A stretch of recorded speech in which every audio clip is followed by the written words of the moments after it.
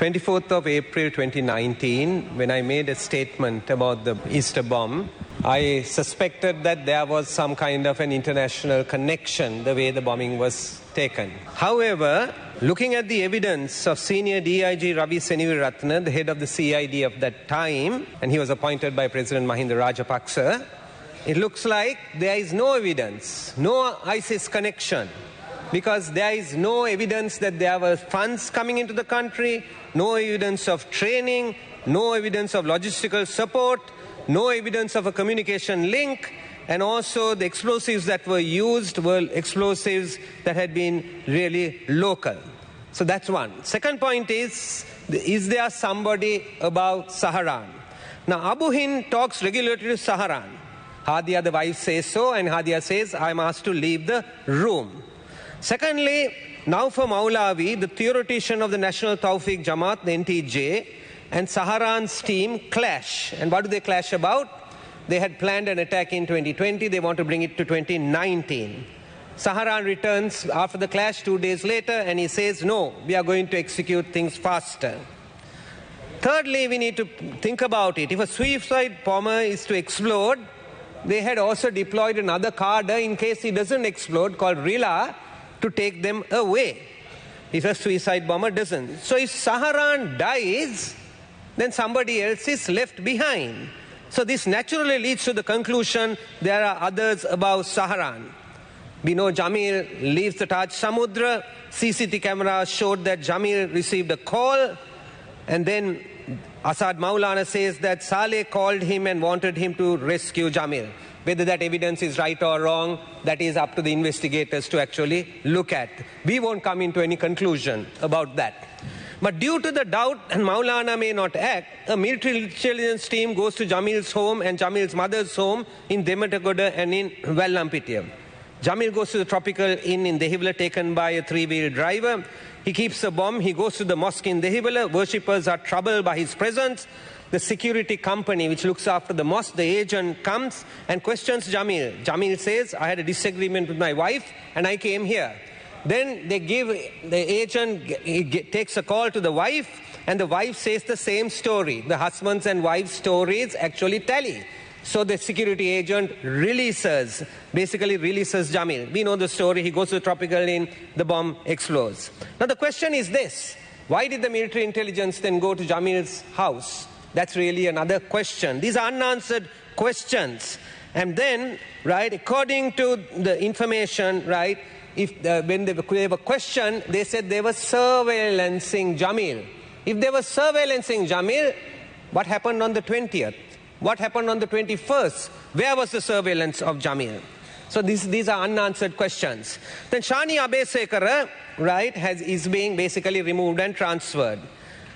President Gotabaya Rajapaksa promised that when he is elected, that he will go after justice and establish justice and get to the bottom of this.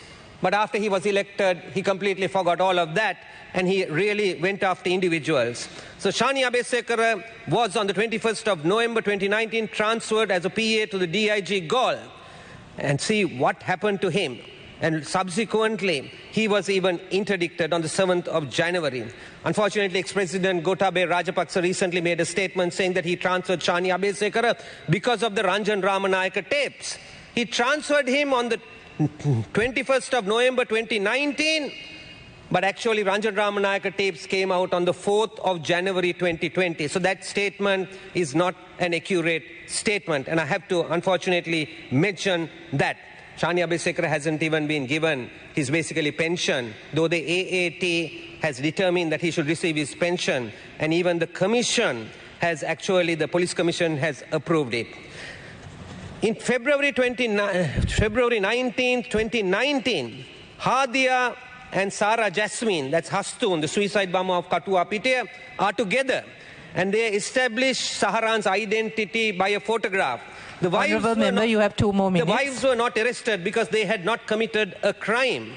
Subsequently, Shani Abesekara is implicated in the Vasgunawardena case, held for 10 months, and subsequently released because there is no evidence, and he's exonerated. It's very, very unfortunate that this kind of thing can actually happen. Sahara Jasmine, either she's alive or dead, 3 DNA tests, 2 prove nothing. The third one was again introduced. We don't know. Hadia's evidence suggests that she is alive, and we don't know. These are things for investigators to establish. We, as parliamentarians, can't say anything definite, but we can raise the questions. So, the revelation, what are we trying here? 274 deaths, 41 foreign nationals. Who is responsible? Who was the brains behind this? Suicide bombers, obviously, those who aided and abetted. The failure of the intelligence service has been established. Of course, we would like them to clear themselves by actually having an independent investigation, and therefore independent investigation is necessary. Now, I have a few suggestions. One is the National Security Council must be legislated, because you can't have a situation where the Prime Minister says that he didn't actually go. We can't leave it only to a president to decide. It should be actually legislated. An international investigation is needed. Now, can an investigation be held when some of the people mentioned are in these positions is another question. The president has a legal and moral responsibility. On the day of the bombing, our former MP Ajit Pereira, Harsha De Silva, my colleague here, Mujib Rahman, and I went to Temple Trees and subsequently to the Defense Ministry. We went there, and then we were showed into the Security Council. And we were thinking that we were not really satisfied with what we had actually heard. And then Ruwan Wijewardena subsequently called a press conference. And I'm just saying this. I walked in with the press conference with him. And at the press conference, we decided to declare an all-island curfew, even though we had no approval. And I want to state that, because of Ruwan's courage, I want to state that he actually did that. Because we didn't want, Honourable Member, please wind up. We didn't want a repetition of 1983. We didn't want it. We didn't want anything to go wrong on the streets. But even though we were going to be sacked, Ruwan and I decided that we should declare an all-island curfew and bring things under control. So I would like to conclude with this, that President Wickramaratne, when he was Prime Minister, on the 17th of May 2022, and this was brought up by Niroshan Pereira yesterday as he opened this debate, he said that he will provide international expertise necessary to establish about the Easter bombing. This was in reply to Manusha Nanayakkara and Harin Fernando, present ministers, in response to their letter Please to him. Wind up, Daily News of July 19, 2022. Now he was acting president of the country. Ranil Wickramaratne is quoted in the Daily News as saying, "We'll seek the assistance of the British government and the police authorities in the investigation of the Easter Sunday terrorist attacks that killed nearly 270 people due to the incomplete nature of the investigation into the incident." As Prime Minister, as acting president, and I would like to ask now, as president of the country, Mr. President, what are you going to do? This needs an independent investigation acceptable to everybody, and then prosecution. We want to make sure that prosecution is in the Sri Lankan jurisdiction, not overseas, in the Sri Lankan jurisdiction. But if we don't have a proper investigation, unfortunately, like other things that have happened to this country, it is foreigners who will interfere in our internal affairs. Thank you very much for the time given.